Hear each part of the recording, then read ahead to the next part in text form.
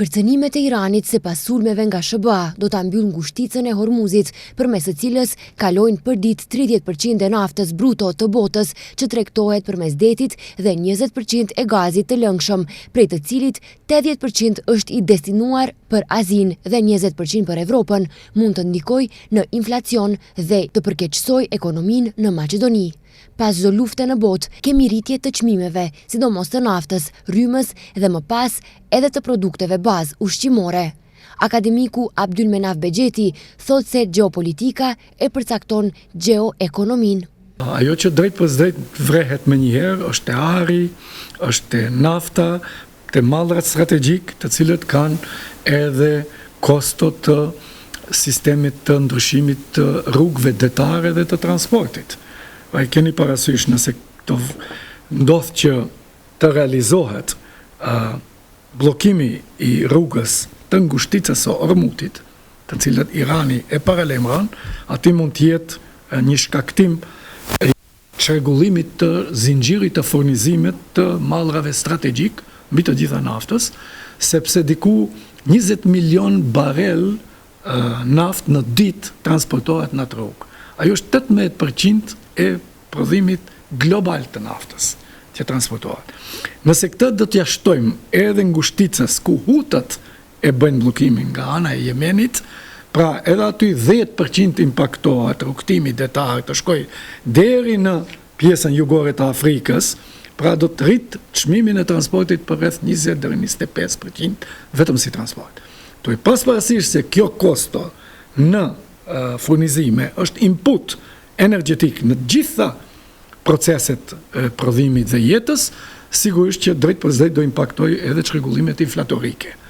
Dhe një çrregullim inflatorik sapo stabilizu inflacioni këtë vit, mund të vi përsëri të bëjë turbulencë makroekonomike për stabilitet makroekonomik e që drejt për drejt do të godas më shumti shtetet jo mjaft të zhvilluara, shtetet në zhvillim e sipër dhe në veçanti rajoni tonë.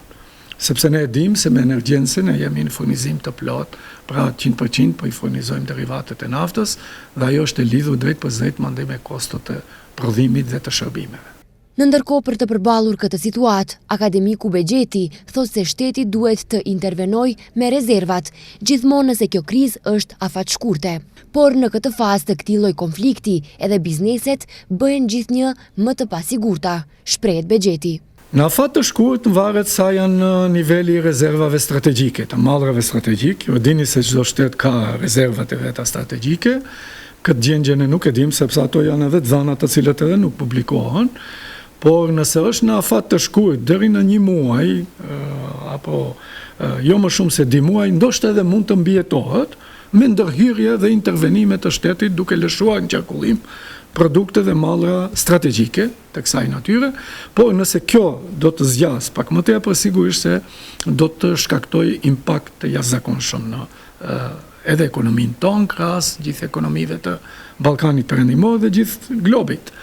Kur kësaj të shtohet edhe turbulencat e shkaktuara nga ndryshimi i sistemeve tarifore, që mbi të gjitha SBA i vuni ndaj botës dhe ja imponoi posaçërisht Evropës, impaktoi në një mënyrë apo tjetër indirekt përmes tarifave ndaj Evropës na ka impaktuar neve jashtëzakonisht shumë.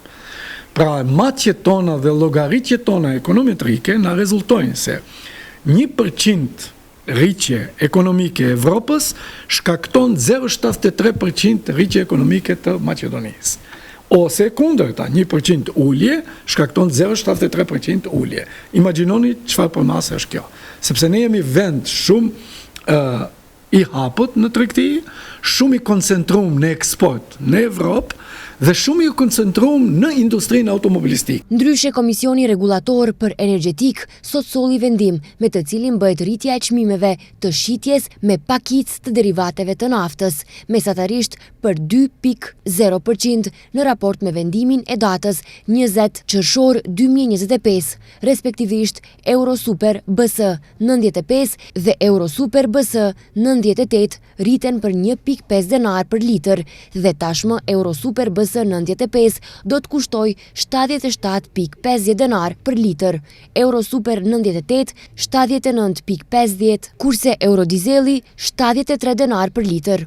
Ju njoftojmë se intervista e zgjeruar me akademikun Abdulmenaf Bexheti do transmetohet sonte në orën 21:30 dhe të njëjtën mund ta ndiqni në rrjetet sociale.